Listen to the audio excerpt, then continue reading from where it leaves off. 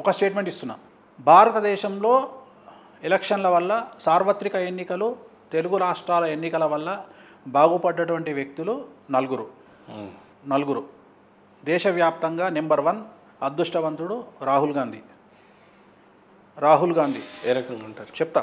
Number 2 KCR, number 3 Jaganmohan Reddy, number 4 Venu Swamy. కొద్దిగా క్లుప్తంగా చెప్తారా? ఎస్, తప్పకుండా చెప్తా.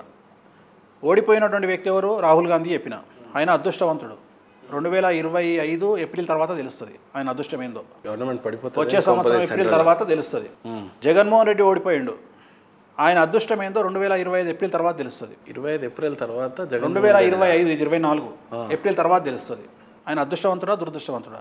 అట్లనే కేసీఆర్ ఓడిపోయింది తెలంగాణలో. కేసీఆర్ అదృష్టవంతుడా దురదృష్టవంతుడా అనేది 2024 ఏప్రిల్ తర్వాత తెలుస్తుంది. 2025 ఏప్రిల్ తర్వాత. అందరికీ 25 ఏప్రిలే. ఈ ముగ్గురు అదృష్టవంతులు. రైట్. తెలుగుదేశం పార్టీ గెలవడం వల్ల, వైసీపీ ఓడిపోవడం వల్ల ఈ పార్టీలకు సంబంధం లేకుండా లాభపడ్డ వ్యక్తి ఒక వేణుస్వామి. ఎందుకంటే ఒక 300 కోట్ల నుండి 400 కోట్ల రూపాయల పబ్లిసిటీ వేణుస్వామికి ఫ్రీగా ఇచ్చారు సోషల్ మీడియా. ఇది నేను తెచ్చుకోవాలంటే అంత ఖర్చు పెడితే కానీ నా వల్ల కాదు. నేను 100 జన్మలు ఎత్తినా నేను అంత ఖర్చు పెట్టలేను. నా కోసం జనాలు అంత ఖర్చు పెట్టి నన్ను ట్రోల్ చేశారు. నన్ను ఏమంటారు, స్మార్ట్ ఫోన్ ఉన్న ప్రతి వ్యక్తికి తెలిసేటట్టు చేశారు. సో అది నేను బెనిఫిట్ పొందిన ట్రోలర్స్ వల్ల. నాకు ఇంకో పెద్ద టెన్షన్ ఏమైపోయిందంటే, డిసెంబర్ 3వ తేదీ నుండి లాస్ట్ 8 నెలల నుండి రాత్రిపూట పడుకునేటప్పుడు నా ట్రోల్స్ చూసి నేను పడుకుంటా. నన్ను విమర్శించడం చూసి పడుకుంటా, నన్ను తిట్టేది చూసి పడుకుంటా. నాకు అలవాటైపోయింది. సర్కారు వారి పాట సినిమాల మహేష్ బాబుతోని పడుకోవడం రోజు కాలేసి పడుకోవడం అలవాటయ్యి, కీర్తి సురేష్ 15 రోజుల తర్వాత ఆ లేడరా నాకు నిద్ర వస్తలేదురా అంటది. నా బతకట్లు అయిపోయింది కీర్తి సురేష్ లాగా. ఇప్పుడు నా భయం ఏంటంటే, రేపు ట్రోల్ చేయకపోతే నిద్ర పడుతుందా పట్టదా అనే టెన్షన్ స్టార్ట్ అయింది నాకు. ఎందుకంటే నన్ను ఇంత ట్రోల్ చేసి 8 నెలల నుండి ట్రోలింగ్ లేకుండా నేను ఒక్కరోజు కూడా లేను.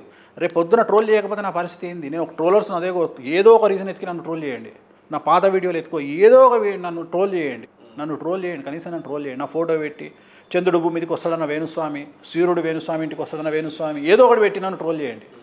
అట్లాంటివి పెట్టి ట్రోల్ చేయండి, లేకపోతే నాకు నిద్ర పట్టే పరిస్థితి ఉంది. ఎందుకంటే వేణుస్వామి తూప్రాన్ లాంటి చిన్న ప్రాంతం నుండి వచ్చి, ఒక చిన్న పల్లెటూరు నుంచి వచ్చి ఈరోజు ఇంత టాప్ సెలబ్రిటీస్కి జాతకాలు చెప్పే స్థాయికి ఎలా ఎదిగాడు? రెండోది, వేణుస్వామి ఎంత సంపాదించాడు? వేణుస్వామి సంపాదన ఎంత?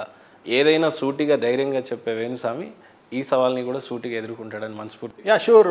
వేణుస్వామి తూప్రాన్ గజ్వేల్ మధ్యలో ఉండే ఏలూరు నాచారం నుండి వచ్చిండు. నరసింహస్వామి టెంపుల్. మా ఎమ్మెల్యే గారు గౌరవనీయులు కేసీఆర్ గారు, తెలంగాణ జాతిపిత కేసీఆర్ గారు, ఆయన కాన్స్టిట్యున్సీ నుండి వచ్చినటువంటి వ్యక్తిని నేను 1991లో హైదరాబాద్కి వచ్చిన. 91 2000 సినిమాలకు, తెలుగు సినిమాలకు ముహూర్తం పెట్టిన. సో ఇంచుమించు మీరు నన్ను చూడాలనుకుంటే నా ఫస్ట్ సినిమా ప్రాణ స్నేహితులు. కృష్ణంరాజు గారు, మురళీమోహన్ గారు హీరోగా నటించినటువంటి ఫస్ట్ సినిమా. తమిళనాడు నుండి, చెన్నై నుండి తెలుగు సినిమా హైదరాబాద్కు షిఫ్ట్ అయిన తర్వాత ముహూర్తం నిర్వహించబడ్డ ఫస్ట్ సినిమా ప్రాణ స్నేహితుల. తర్వాత సుమారు 2008 వరకు నేను సినిమాలకు ముహూర్తాలు పెట్టిన. రాజశేఖర రెడ్డి గారు ముఖ్యమంత్రి అయిన తర్వాత ఐ థింక్ 2003, 2004 వరకు ముహూర్తాలు పెట్టిన. తర్వాత నేను బంద్ చేసుకొని ఆస్ట్రాలజీ వైపు టర్న్ అయింది నా లైఫ్. సో నేను ఇంచుమించు 3 ముఖ్యమంత్రుల దగ్గర పనిచేసిన. సో ఇప్పటి ఆంధ్రప్రదేశ్ ముఖ్యమంత్రి చంద్రబాబు నాయుడు గారిని 2 సార్లు సీఎంగా, ఒకసారి ఫైనాన్స్ మినిస్టర్గా సీట్లో కూర్చోబెట్టింది నేనే. కావాలంటే ఈనాడు పేపర్లో ఫ్రంట్ పేజీలో నా ఫోటో ఉంటుంది, చూసుకోవచ్చు. ఏ రకంగా కూర్చోబెట్టాడు అంటే, సీఎంగా సీట్లో కూర్చోబెట్టినప్పుడు మనము ఆశీర్వచనం చేస్తాం కదా. సీట్లో కూర్చోబెట్టినప్పుడు సీఎంగా పదవి బాధ్యతలు తీసుకున్నప్పుడు ఆయన సీట్లో కూర్చున్న తర్వాత అక్షతలు వేసి ఆరతి ఇచ్చి పూజ చేయించి తీసుకుంటాం కదా. అది ఇప్పటికీ ఈనాడు పేపర్లో ఉంటుంది, చెక్ చేసుకోవచ్చు. ఆ డేట్ను బట్టి మీరు చెక్ చేసుకోవచ్చు. ఆయన ఫైనాన్స్ మినిస్టర్గా 2 సార్లు సీఎంగా. సో వేణుస్వామికి 1990 నుండి ఇంచుమించు 30 ఏళ్ళ చరిత్ర ఉంది. సో 30 ఏళ్ళ చరిత్రలో ఇంత కష్టపడితే ఈ లెవెల్కి వచ్చినా కానీ ఏదో రాత్రి సెలబ్రిటీ కాలే. కాకపోతే సోషల్ మీడియా డాగ్స్కు ఈ విషయం తెలియదు కాబట్టి ఏంటంటే, నిన్నమన్న రాత్రి బయటకు వచ్చిండు వేణుస్వామి అనుకుంటారు కాబట్టి అది పెద్ద విషయం కాదు. సో వేణుస్వామి చెప్పినవి చాలా ఉన్నాయి, చాలా జరిగినాయి. బట్ ఇంత నేర్చుకోవడానికి చాలా ప్రయాస అనేది ఉంటుంది. చాలా ఉంటుంది. ప్రయాస కంటే కూడా గట్స్ ఉండాలి. చాలా తర్వాత అనేక ఏళ్ళ నాటి నుండి మన టైంని, మన బ్రెయిన్ని, మన మైండ్ని ఇన్వెస్ట్ చేస్తే కానీ ఒక గురువుగా మనం మలచబడం. అధ్యయనం చేసిన తర్వాత ఒక వేణుస్వామి అనే స్వామి ఏర్పడతాడు. ఎస్, అన్నిటికంటే మానసికంగా కూడా స్ట్రాంగ్గా ఉండడం అవసరం. సమాజాన్ని నేను అదే చెప్తాను. నేను బిలీవ్ చేసేది ఏంటంటే, నువ్వు సమాజానికి చెప్పే ముందు నువ్వు ఫాలో అవ్వాలి, ఆచరించాలి అనేది నా సింగిల్ పాయింట్ ఎజెండా. నువ్వు ఆచరించకుండా లంగమాటలు చెప్తా అంటే నడవది. నేను అందుకనే ఓపెన్గా ఉంటా. నేను ఏదైనా సమాజానికి చెప్పే ముందు నేను దాన్ని ఆచరిస్తా. నువ్వు ఆచరించు. ఇప్పుడు లగ్జరీగా బతకాలి అని నేను చెప్పినా అంటే అరే నువ్వు బతకంది వేరేటానికి ఎట్లా చెప్తావురా నన్ను క్వశ్చన్ చేస్తారు. అందుకని నేను లగ్జరీగా బతుకుతాను. మీరు ఎప్పుడైనా నిజంగా మనస్ఫూర్తిగా చెప్పాలి అని అంటే డబ్బు కోసమే మోసం చేసేయాలి, ఈ టైంకి ఒక పూజనో యాగమో చేపిచ్చేస్తే నాకు ఇంత వస్తుంది అని చెప్పి చేసిన దాఖలాలు? నేను ప్రాణం పోయినా నేను ఆ పని చేయను. నేను ఫస్ట్ నేను నమ్మింది ఏంటి అంటే స్టేజ్ని బట్టి రెమెడీ ఉంటుంది అనేది నేను నమ్మిన సిద్ధాంతం. స్టేజ్ని బట్టి రెమెడీ ఉంటుంది. ఉదాహరణ, ఒక ముఖ్యమంత్రి దగ్గర పనిచేసే డ్రైవర్కు ఒకే ప్రాబ్లం వచ్చిందనుకోండి, ఒకే ప్రాబ్లం అంటే ఒకే హార్ట్ స్ట్రోక్ ఒకే బ్రెయిన్ స్ట్రోక్ వస్తే ముఖ్యమంత్రికి 5 కోట్లు ఖర్చు అవుతుంది, నిమ్స్లో అదే డ్రైవర్కు 10 లక్షలు ఖర్చు అవుతుంది. మరి ఒకటే ట్రీట్మెంట్ కదా, ఎట్లా ఖర్చు అయింది? అంత గ్యాప్ ఎందుకు వచ్చింది? ఒక ఆయనకు 5 కోట్లు ఒక ఆయనకు 10 లక్షలు ఎట్లా ఖర్చు అయింది అంటే వాళ్ళ స్థాయిని బట్టి, వాళ్ళకు ఉండే రూమ్లను బట్టి, వాళ్ళకు ఉండే ప్రోటోకాల్స్ని బట్టి ఉంటుంది. అట్లనే మనం చేసే పూజా విధానం కూడా అంతే. సో నేను అందుకనే ఒక మాట చెప్తా, job is a biggest scam in the world. ప్రపంచంలో ఉద్యోగం అనేటువంటిది అతిపెద్ద స్కామ్ అని చెప్తా. ఒక మనిషిని గాడిదలాగా నాశనం చేయడానికి పనికొచ్చేది జాబ్ అని చెప్తాను. ఉద్యోగము మనిషిని సర్వనాశనం చేస్తుంది. సో నేను అందుకనే ఉద్యోగానికి వ్యతిరేకం. నేను ఏం చెప్తాను అంటే కోసం ఏ రకమైన బిల్లులైనా ఇస్తారనమాట.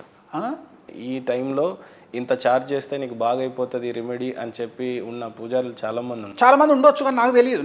నేను అది అంటే నేను అదే చెప్పిన కదా, డబ్బు సంపాదించడం గొప్ప విషయం, ఖర్చు పెట్టడం దమ్మున్న విషయం. అట్లనే డబ్బు ప్రపంచంలో గొప్పది, కానీ డబ్బుకు నో చెప్పడం ఇంకా గొప్పది. సో నేను డబ్బుకు నో చెప్పే బాపతి. నేను డబ్బుకు నువ్వు ఇది చెయ్యండి అంటే నేను చెయ్యను. ఈవెన్ నేను వచ్చేంత వరకు కూడా కొన్ని మీ మీద అపోహలు ఉన్నప్పటికీ మీరు ఇచ్చిన ఈ ఆన్సర్స్ తర్వాత నేను మీకు బిగ్గెస్ట్ ఫ్యాన్ అయిపోయాను స్వామి, టు బి వెరీ ఫ్రాంక్. ఎందుకంటే చాలా రెడ్ లైన్స్ క్రాస్ చేసి నేను మిమ్మల్ని అడగాలి, బట్ అంతే గట్స్ తోనే మీరు చెప్పారు. అడిగారు కదా, ఇంతకంటే బట్టలు ఇప్పడానికి ఏముంటుంది? మరి ముఖ్యంగా చెప్పాలి అని అంటే వేణుస్వామి మీద కూడా వచ్చినటువంటి ట్రోల్స్ ఎలాంటివి అని అంటే, ఒక పక్క మీరు యాగాలు చేసినా పూజలు చేసినా ఎంత జ్యోతిష్యం ఎంత గొప్పగా చెప్పినా కూడా పబ్బులలో కూర్చొని ఒకళ్ళు డివోర్స్ అవుతున్నాయి అని చెప్పి ఒక పక్క, రెండోది మీరు మందు తాగుతున్నారు కనిపించకుండా పోయిన వేణుస్వామి ఇక్కడ కూర్చొని మందు తాగుతున్నారు అని ఒక రకమైన ట్రోల్స్. పబ్బులలో మీరు అసలు ఏం మాట్లాడుకుంటున్నారో, ఆ వీడియో వెనకాల దాగున్న అంతర్యం ఏంటో మాకు ఇంతవరకు స్పష్టంగా అయితే తెలియలేదు, కానీ మీరైతే బాగా ట్రోల్ అయ్యారు. అడ్డంగా దొరికిన వేణుస్వామి. అది జూన్ 16వ తేదీ నాడు ప్రముఖ వ్యాపారవేత్త, తెలుగు రాష్ట్రాలలో మై డార్లింగ్, నేను డార్లింగ్ అనిపించేది ఆయన ఒక్కరినే, కళామందిర్ కళ్యాణ్ ఆయన పేరు. ఓకే. పొద్దున ఆయన దగ్గరికి పోయి ఆయనకు బర్త్డే విషెస్ చెప్పి వెంకటేశ్వర స్వామి ఫోటో ఇచ్చి ఒక రాయల్ సల్యూట్ బాటిల్ ఇచ్చి ఆయనకు ఎంజాయ్ యువర్ బర్త్డే డార్లింగ్ అని చెప్పి వచ్చినాక నాకు ఫోన్ చేసి రాత్రి, డార్లింగ్ నేను ఇవాళ పార్టీ ఇస్తున్నా, హలో పబ్లో మీకు పార్టీ ఇస్తున్నా, మీరు రావాలి డార్లింగ్ అని చెప్పిండు. అంటే ఆ రోజు ఖచ్చితంగా నేను, ఎందుకంటే నువ్వు నా డార్లింగ్ నేను వస్తా కంపల్సరీ అని yellow colour lungi yellow colour అంగి వేసుకొని నేను పబ్లోకి ఎంటర్ కాగానే పేజ్ 3 పీపుల్ ఉన్నారు, మొత్తము పేజ్ 3 కెమెరాస్ ఉన్నాయి.